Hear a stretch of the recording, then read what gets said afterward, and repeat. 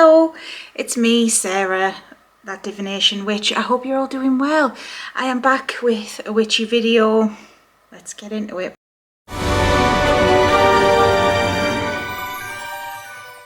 Please like and subscribe. Let me know what you thought. If there's anything else you want me to cover, any questions you've got, please just let me know. And you can check out my link tree, it's below. You can find my Etsy, my Discord, my other social medias, and just a shout out to everyone who already supports me. I appreciate you all. Thank you. Today, I want to talk about Hecate. If you're new here, hi, I am a Hecatean witch. What does that mean? Well, it can mean a lot of things, but in a nutshell, it always means that, well, you're a follower of Lady Hecate. Hecate is a complex goddess. She is, to me, a mother, and to a lot of other people she is as well. I've met some amazing people because of her. She always seems to bring her followers to me, her children. So today I want to talk about connecting with her.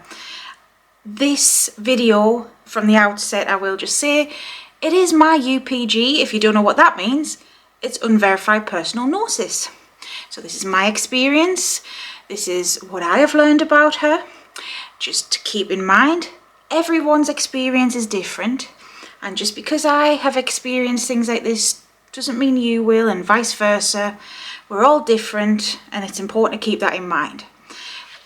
But even though we're all different, it's also important to keep historical context in there. And, well, there's some things I hear about her that are just like really absurd and very out of character. And it's important to keep that in mind as well. There's a difference between your experience and another person's to misinformation.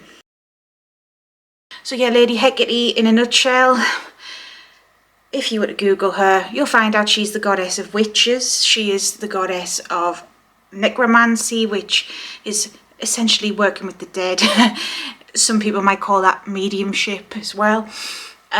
She is a goddess of spirits and ghosts because of that. Goddess of the crossroads, someone who will help you get to where you need to be, whether you are a human being or something or someone else. Whether you have passed on, she helps spirits who have passed on get to where they're meant to go. She helps all sorts of beings and people from all different walks of life. She, as default, because of that, is represented a lot by keys, because she's like unlocking potential, unlocking doors for people. She's represented by dogs. It's said in a lot of mythology that she has dogs following her, and she's not just this dark goddess that a lot of people make her out to be. She was also worshipped as a protector. She is a goddess that protects people and protects the home, and she is also a goddess of birth, of life, not just death, because she's the goddess of the space in between life and death, and that's kind of where she exists most of the time. In my experience connecting with her, she doesn't have like a fixed abode. So if you think of a god, you know, I could say Zeus. You know, I have experienced him as well. I work with him sometimes. He generally his home per se is Olympus, because he's the king of the gods and he lives in that realm. And Olympus, no, it's not the physical mountain in Greece. It's a spiritual place. It's a place on the other side, like Christian heaven is a place, for example. These other places exist too. Hecate seems to just wander quite a lot, and I've come to learn that about her. She is a bit of a wanderer, a nomad. She's constantly on the move, constantly helping people. She is often found in Hellenic mythology. If you don't know, that's a time period in ancient Greece, the same time period as Zeus. And in that time period, well, she was known as a titaness. To me, she's more than that. She is found outside of Greece. Her current temple, well, it's not an active temple, it's the ruins of her temple, but that's in Turkey, which I suppose is a stone's throw away from Greece. And at some points in history they were all kind of the same territory, so I get why. But she's found in parts of Asia. She has sister energy. I call it sister energy with other goddesses, like Ereshkigal, for example. She's so ancient. Ereshkigal is a Sumerian goddess of the underworld and kind of like witchcraft and the dead and the same dark kind of energy. But when we talk about this dark energy, she's not a scary lady. And I'm not saying this because I follow her and because I say I am one of her daughters. I say this because she genuinely cares about humans, for the most part. She, in my experience, is a goddess who likes to help those who have been through things, as in traumas, as in people who may lack confidence but have such potential. Most of her people have been through some heavy stuff. She fights for the underdog, for lack of a better term, because she's linked with dogs. But she very much likes to see people step into their power. And from what I have experienced and learned with her and about her so far on my journey, she, likes to see people succeed and likes to guide them. She is a guide. The love I feel for her, I imagine some Christians feel for Jesus. And please, if you are a Christian, do not even start with leaving hate on this video. I respect your belief. I respect everyone's beliefs. But what I'm trying to say, not every Christian is like that, by the way, just to say that. It's just the certain ones who do throw it in your face and kind of say you're going to go to hell if you don't worship my God. But that's besides the point. When they say Jesus is love, and when they say how he is there to help people, and you know, all these amazing things they say about him and feel for him, I can understand that. I don't feel it for him. I don't dislike him at all, and I don't not believe in him, but he isn't my guy. Let's just say it like that. Hecate is that for me. She is my mother. She is my goddess. She is my guiding light. And you know, she came to me in a time in my life where I'd lost belief in everything, and I was really low, and I was, yeah, it's very personal, let's say. But she picked me up, and you know what? She gave me a voice. And when I say she gave me a voice, what I have learned when working with and worshipping her, she didn't just say, right, Sarah, I'm going to do everything for you, and I'm going to like do some divine magic and, you know, make it so you're confident, make it so you've got X, Y, Z. It's been a long, hard path, and that path, it's been me doing it. And that's the thing, she unlocks potential in people. That was already inside of me.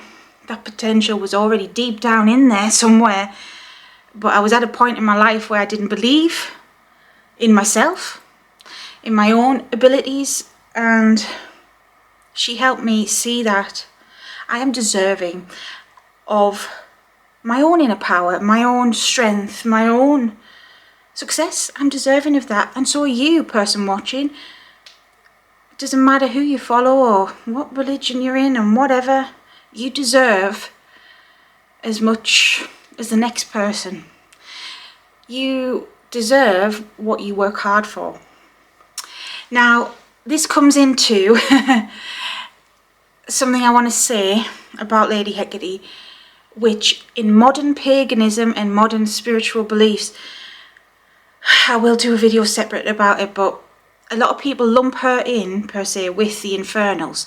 When I say infernals, if you don't know, I mean demons. I mean the Goetia, if you know who that is and what that is. I mean the likes of Lucifer and Beelzebub and Asmodeus and etc, etc, etc. They lump Hecate in with that. There's been discourse, which I have done a video about before, especially on TikTok, where there was an ignorant woman saying that Hecate initiates people onto the cliff oath, which is, if you don't know, the Tree of Death. It's a Jewish mysticism thing. It's part of demonology. Hecate does get lumped in with demonology. I can understand why. Because she does have dark aspects to her. And also because she wants people to see their own self-worth. Now, I am not a demonologist. And I am not a Satanist or Luciferian or anything like that. I know bits about it. And I do know that a lot of their teachings, because it's complex and there's lots of different paths, like there is with any other religion, but I know that ultimately it's the worship of yourself. And it's not in a narcissistic way. I can see where they're coming from. From my understanding, is that path is all about you and your power and figuring out your power. So I get why she can be grouped in with them, but she is not them. There are arguments and things which I will cover in other videos about the Goetia themselves. The name Goetia comes from a Greek word, and the Greeks were heavily involved in philosophy, in history. And the Greek language even influenced Christianity, you know, and it's very, very complex in that way. But Hecate is a being. She is a goddess. She is not a demon. She is not all dark. And she does not answer to Lucifer or any of the Jewish Abrahamic mysticism beings. She is her own woman, her own being, and if anything, she's part of Hellenismos, the Hellenic pantheon. But even then, she doesn't really answer to anyone per se. In Hellenic myths, she was one of the goddesses that Zeus feared. Her Nyx, some other people, primordial beings. That's the energy I feel from her as well. That she's older than time itself. I don't know how to explain it. She's just so wise, so ancient. I can't even wrap my tiny human mind around it. But it was said that Zeus feared them. Look into the mythology. But yeah, when Zeus had to overthrow the Titans, Hecate didn't side with her own people. She didn't really side with anyone. And Zeus, well, she kind of sided with him, but he let her have dominion. He let her just have free reign and do what you want. Just you stay in your lane and I'll do my thing. And you know what? That's how it is with them. And that's how their energy kind of is, you know. And it's the same with Lady Nyx, which is another goddess. You know, she's doing her thing. Zeus is doing his. It's kind of mutual respect. She isn't subservient to him. She isn't subservient to anyone. She's just her own being, you know? And I love that about her. And I feel like that's kind of what she wants her human people, at least, to understand. Now, she has lots of human followers, and there's some famous ones from history, like Medea. I don't know, sorry if I pronounce any of this wrong. And Circe, two of the most famous sorceresses that are said to be daughters of Hecate. She's mentioned in more modern literature, though it's not modern for us, like Shakespeare. She's in Macbeth. She's in a lot of other things that I can't think of right now. She is a formidable, ancient, powerful being, and I'm so grateful to have her in my life. Now, I went off on a little bit of a tangent with all of that, and I just want to add that I will do a video about this whole Hecate being grouped in with demons and stuff, because I did recently find a book about Hecate and Satanism. They were calling it Hecate and Satanism. If you're on that path, I mean, hit me up, let me know about it. I personally don't agree with that. I agree with kind of some of the philosophies, what I know of you stepping into your power and worshipping yourself and looking after yourself. And I agree she would be all for that.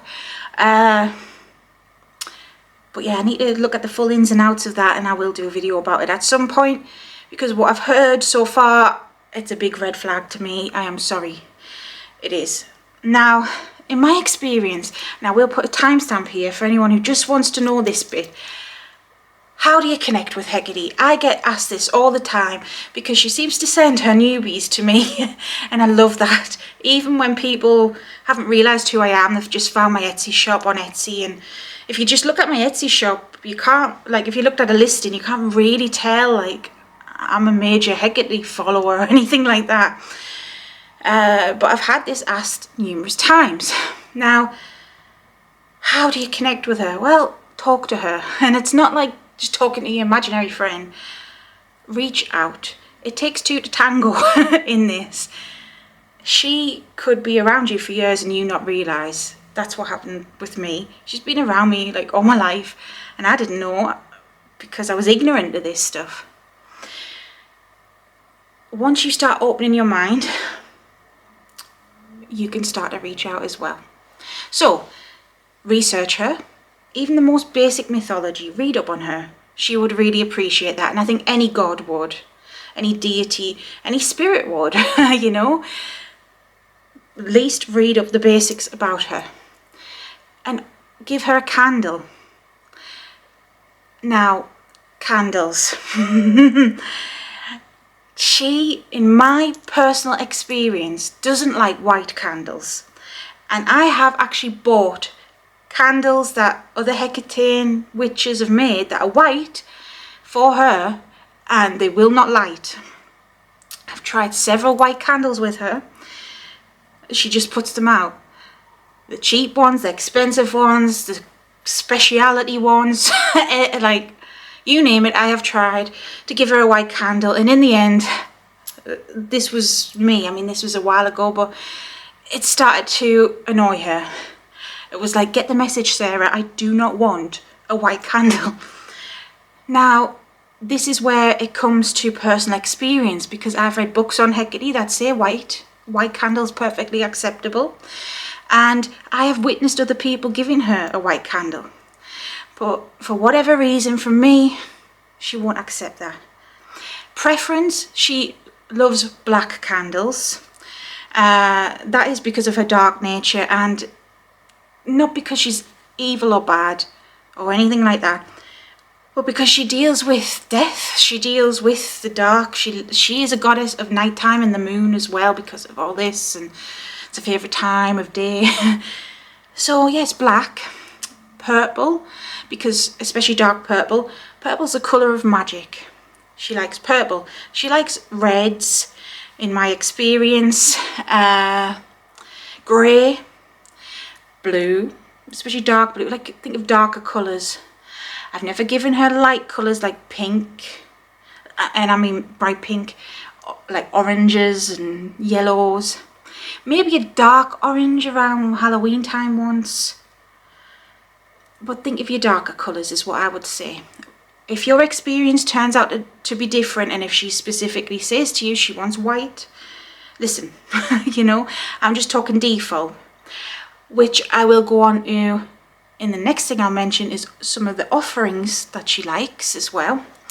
In my experience, she likes wine, and every book about her, and by default, I thought about her, she would enjoy red wine. I had an experience where actually she didn't want red wine. She wanted this specific Italian Prosecco type thing, which it was a couple of years, well, might have been a year back now, because it was around Christmassy time. I had to get her this special thing from the internet because she really wanted that.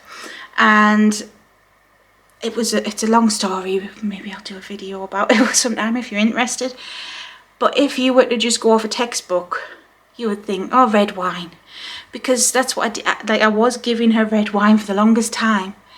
But as your relationship grows and you can talk with her, you get to know these things, you know. And I'll get on to talking with her in a bit, okay? But yes, offerings wise, wine.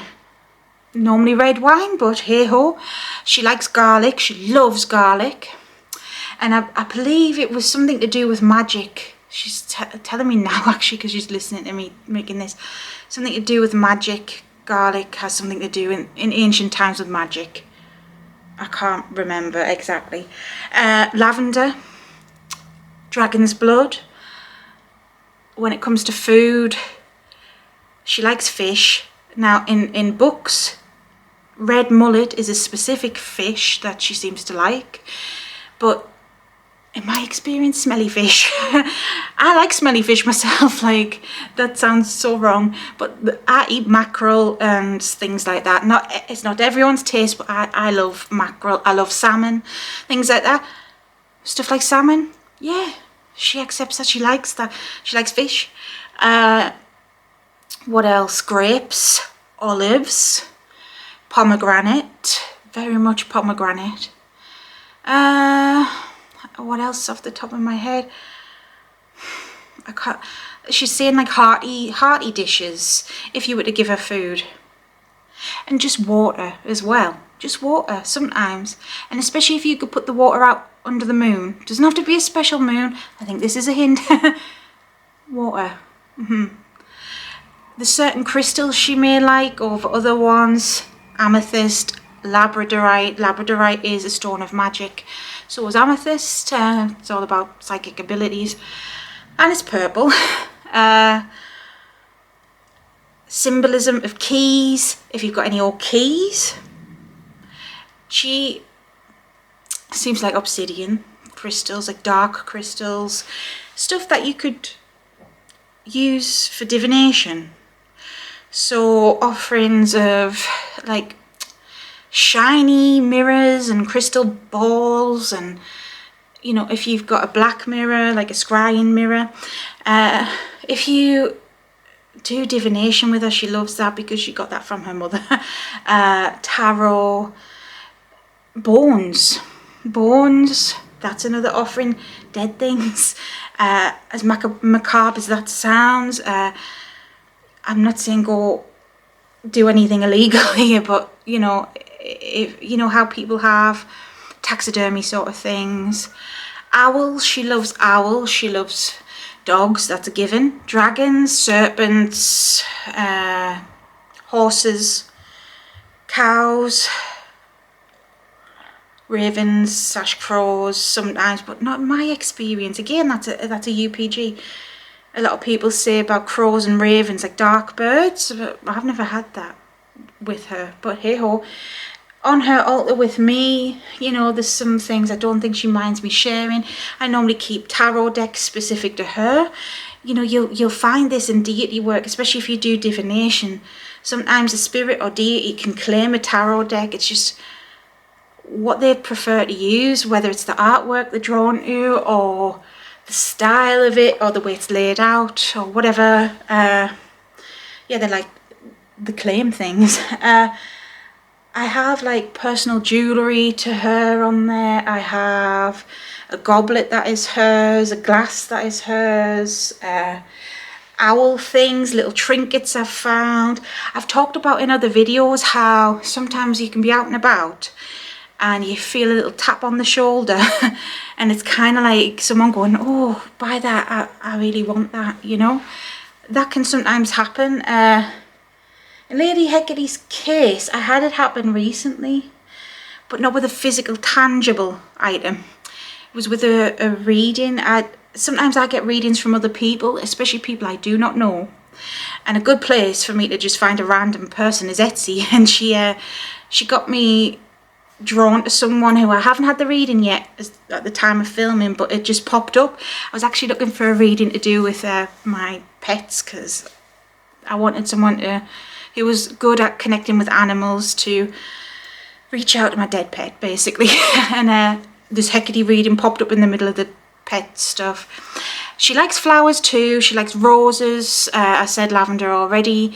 If you can give offerings to her dogs as well, I've done that before. She doesn't just have dogs, you know, she has a polecat that's with her all the time, and like, it's so cute. But I shouldn't really say that because the polecat was a person, that's a whole thing. But you know, give offerings to her animals, give offerings to her priestesses, her other daughters. Like, I've recently, very new mind, but been connecting with Medea myself, and you know, give offerings to them. Oh, I've also got like a taxidermy, I don't know what it's called, like moths for Hecate as well. I have a phobia of moths, I'm terrified of them. But I've got an atlas moth now and a death hawk moth. I'm like, oh, when I go to dust them, it's like, oh. But yeah, connect with her and talk with her. I'm conscious my battery's running out on my camera, so I'm trying to be quick. When I say talk with her, this will take you time. If you're good at tarot, go for it. You might need to learn tarot. You might need to learn a form of divination. That's not just a pendulum. Pendulums are great, but you need more detail. You need more context. Tarot can give it. Oracle cards can give it. Take your time. It will take you months, years, sometimes longer to build this relationship. You never stop building it. It's like when you make a friend and then you're getting to know each other. I'm not saying they're your friends, but I'm not saying they're not as well. I hope that made sense. But ways to connect with Hecate, honestly, just reach out to her. Research her, she would appreciate that. Be respectful though. Don't just talk to her like she's your friend straight off. Show her respect. Be polite. She's not going to smite you, and just to say, she's not going to smite you. She's not going to send hordes of spirits after you or hordes of demons after you. That's ridiculous. I've heard that loads, especially on TikTok. That, I want to say, is a load of shit. Hecate can teach you lessons, but so can any deity. She will protect you if she is your goddess, but she can let things in if it's something that you need to learn. So it's happened to me before. Things have been let in that I've had to deal with. And when I say things, I mean not so nice spirits, but not hordes of them, you know, just not so nice spirits or trickster things I've had to deal with, because this isn't hand-holding. You've got to learn as a human being, and you've got to learn your own strength, and that's what she's all about. But she isn't going to punish you with a whole bloody horde of dead people like some idiots on TikTok say. Absolutely not. That's scaremongering, and that's why I wanted to make this video. She is not a vengeful woman. She is a fair woman. She is powerful, yes, but fair. And that's why she helps us, especially us lot who have had traumas, who have been beaten and broken and feel like they never had a voice, like I was. And I never thought I'd even have a YouTube channel because I was so self-conscious. And I still get moments of that. But you know what? I deserve to have this, and so do you. If you want to have a YouTube channel, have one. If you want, I don't know, the job of your dreams, well, study for it if you've got to, and go for it. And that's what she's like. And I'm getting passionate now. But yes, the basics of connecting with Hecate, just do it. She's not going to hurt you. If you need any help, any advice, I'm always here, especially when it comes to Hecate. I'd drop everything to help her. I'd do anything for her at this point. I love her so much. She has helped me so much in my life. And I'm eternally grateful, and I'll never stop being grateful, you know. So I think it's the least I can do to say this about her. So yeah, I hope this was helpful. Please don't be afraid. Don't listen to all this scaremongering, and don't listen to an extent to these people who are like, oh, she's a demon, she's this, that, the other. Look, don't be scared about it. She's not going to hurt you in that way. She really isn't. If you're very disrespectful, she will teach you a lesson. I'm not guaranteeing that you wouldn't do that. But it's not going to be like you're going to get possessed by bloody demons here or something. Absolutely not. Trust me on that, please. So, what else do you want to see? Let me know. Any help? Let me know. Until next time, stay safe and stay witchy. Bye.